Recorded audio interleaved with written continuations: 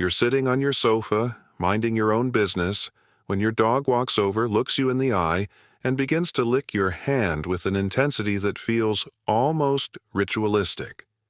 In that moment, your instinct is to smile, to reach down and scratch behind their ears, and to tell yourself that this is simply their way of saying they love you. You call them kisses, and you assume that this moist, repetitive gesture is a universal sign of canine affection. But what if I told you that by viewing this through a human lens, you are completely missing a sophisticated and sometimes desperate, silent conversation? What if those licks aren't a sign of love at all, but a complex biological signal that carries a much darker, or perhaps more urgent message? If you've ever felt like there was something slightly obsessive or off about the way your dog licks you, you've been sensing a deeper truth that most owners choose to ignore. There is a hidden psychology behind every lick, and once you understand the different dialects of this behavior, you will never look at your dog the same way again.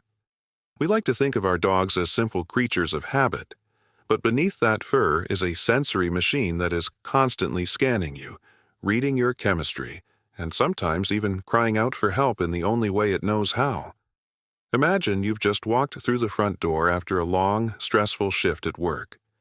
Your dog greets you at the door, but instead of the usual tail wag, they immediately begin licking your ankles or your hands with a frantic, rhythmic persistence. And the common assumption is that they missed you, and in a way, that's true. But the why is where the mystery deepens. Your dog isn't just happy you're home, they are performing a chemical autopsy on your day. Your skin is a canvas of salt, sweat, and pheromones that tell a story of where you've been and, more importantly, how you're feeling. When they lick you in this specific high-intensity way, they are tasting your stress. They are picking up on the cortisol levels in your sweat, and their brain is processing whether the person who just walked through the door is the same stable leader who left this morning. It's a moment of intense information gathering, a way for them to calibrate their own emotional state to yours. They aren't just kissing you, they are searching for the version of you that makes them feel safe. But then, there's the lick that happens when everything is quiet. You might be watching a movie or reading a book when your dog begins to lick your arm with a slow, hypnotic rhythm. It's easy to dismiss this as a sign of boredom or just a quirky habit.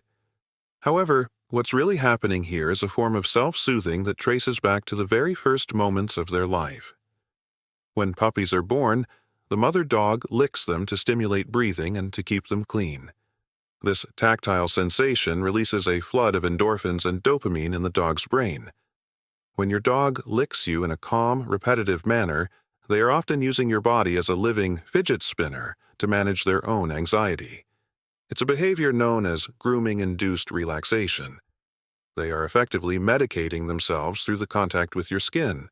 If you've noticed this happening more often lately, it might not be a sign of their affection for you, but rather a sign that they are feeling an internal pressure they can't escape.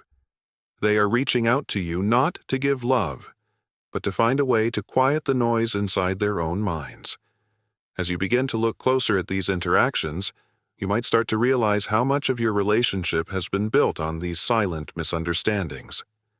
It's a bit like learning a new language, where the words sound familiar, but the meanings are entirely different.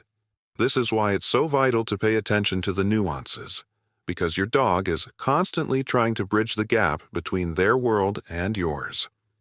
If you're finding this perspective shift as fascinating as I do, you might want to join us on this journey of discovery. By following along and staying connected, you're not just watching videos, you're becoming a more conscious guardian for the soul that trusts you more than anyone else on earth. It's through these small realizations that we build a bond that isn't just based on proximity, but on true, deep understanding. Sometimes the licking goes even deeper into the territory of biological communication. Have you ever noticed your dog licking your face, specifically around the corners of your mouth? To us, this feels like the ultimate sign of a dog kiss.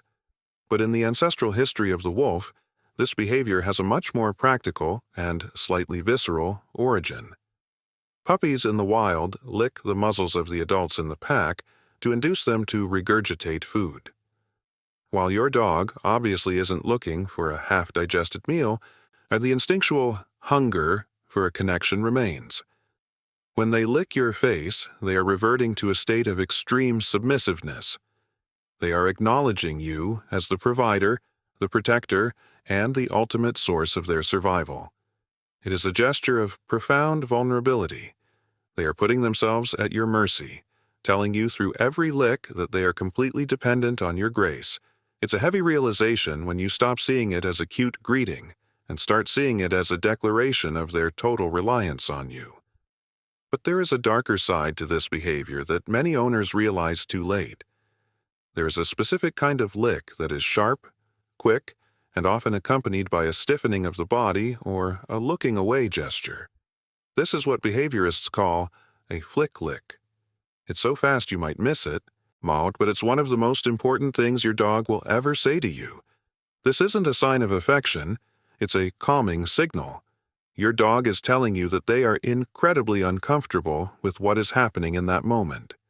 Maybe you're hugging them too tight, or maybe a child is crawling too close to their space. When a dog flicks their tongue out to touch your hand or their own nose in this context, they are screaming, "Please stop." It is the last polite warning they give before they feel forced to move to a more aggressive form of communication.